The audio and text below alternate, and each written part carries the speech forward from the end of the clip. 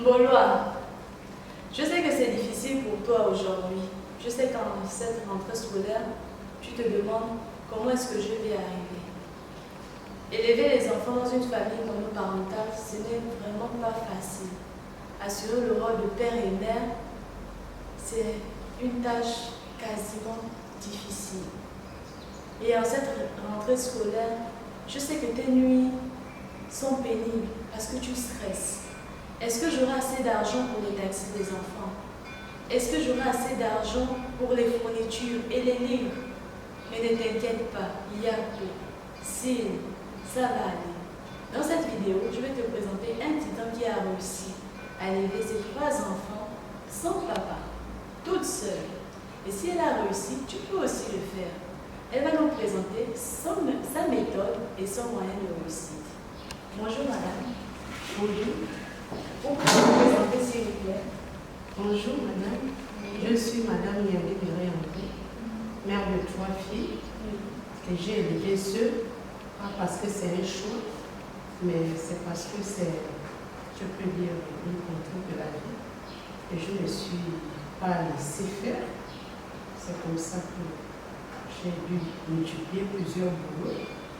J'ai dû faire la coiffure. À des moments, quand je me sentais bloquée, j'allais faire le ménage. Je pouvais vendre même des sandwichs. Tout ça pour la réussite de mes enfants. C'est très intéressant, multiplier plusieurs petits boulots, la coiffure. Est-ce que c'est passé comment, de façon concrète? Vous faisiez la coiffure, où ça exactement? Merci madame. Je m'étais trouvé une place à Montbrett, au marché de la capitale, Libreville. C'est comme ça que je faisais ma coiffure là, au milieu de mes soeurs béninoises, camerounaises, congolaises, qui j'étais à des moments sujet de moquerie, parce que pour elles, ce n'était pas normal qu'une jeune gabonaise puisse venir faire ce genre de boulot. La gabonaise qu'elle connaissait, c'est celle qui allait dans un bureau.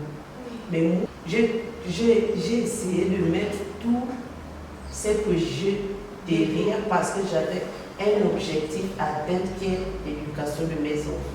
D'accord. Nous comprenons bien que c'était difficile déjà avec vos collègues de nationalité étrangère qui avaient du mal à percevoir la gabonaise dans leur cercle au marché. Mais du point de vue de votre famille et vos amis, comment est-ce qu'ils acceptaient cela? Est-ce que c'était facile pour eux ou bien? Ce n'était pas le plus facile au début, mais donc dès qu'ils ont vu l'exigence et ils ont vu, je peux dire, ma motivation et les fruits que ça donnait, ils ont changé de regard. Après, ça devenait une admiration. Vous avez élevé vos enfants sans père. Ça s'est passé comment? Parce qu'avec des filles, surtout quand elles sont plus belles, qu'est-ce que vous... Expliquez-nous en fait. Oui, c'est vrai que c'est difficile. À cet âge-là, ça craint pour une mère seule, c'est des batailles. Mais quand on a l'appui, moi, mon appui, c'est Jésus-Christ. J'ai connu Jésus et j'ai compris les secrets, l'amour que Jésus avait pour moi. Et du coup, j'ai su intégrer mes enfants en Jésus-Christ. Et du coup, quand j'allais dans les réunions de prière, j'amenais toujours mes enfants. Et de cette façon que mes enfants étaient chrétiens, sont chrétiens comme moi, de manière à ce que je ne pouvais pas apporter à mes enfants, le Seigneur suscitait. Et lui-même, par son éducation, quand les inculquait à l'école le dimanche, ça faisait un plus dans l'éducation de mes enfants. Vous nous avez dit que le Seigneur a accompagné vos enfants dans leur éducation, mais sur le point scolaire, est-ce que le Seigneur ne vous a pas déçu? Est-ce que sur le plan social, ça portait des fruits? Je peux dire oui.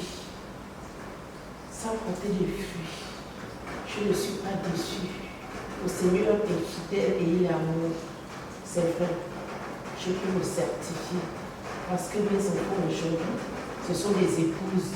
Elles sont mariées. Les deux grands, elles sont mariées avec les hommes qui craignent le Seigneur. Ce sont des ingénieurs aujourd'hui. Donc, du coup, je rends gloire à Dieu.